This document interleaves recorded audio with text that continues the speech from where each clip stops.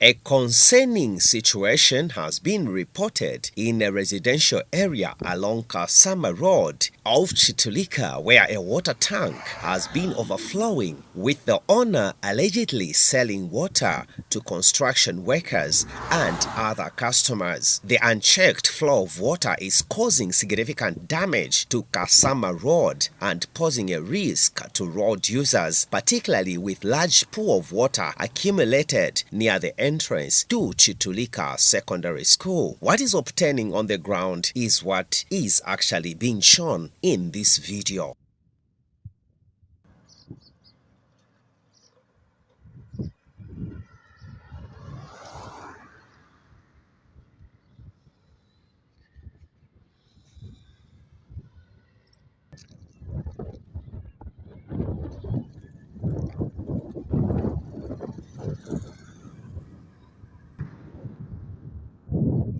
This matter of consent has been raised by many residents of Mpika district, but we're still urging the relevant authorities, including the Road Development Agency, RDA, the Member of Parliament from Mpika constituents, the civic leaders and the local government to take immediate action to address this issue. It is essential to control water flow, protect the road infrastructure and ensure the safety of road users. The public safety and taxpayers' money are at stake, and swift action is necessary to prevent further damage and potential hazards. Reporting for Z2 Media TV, I'm Josiah Muwemba.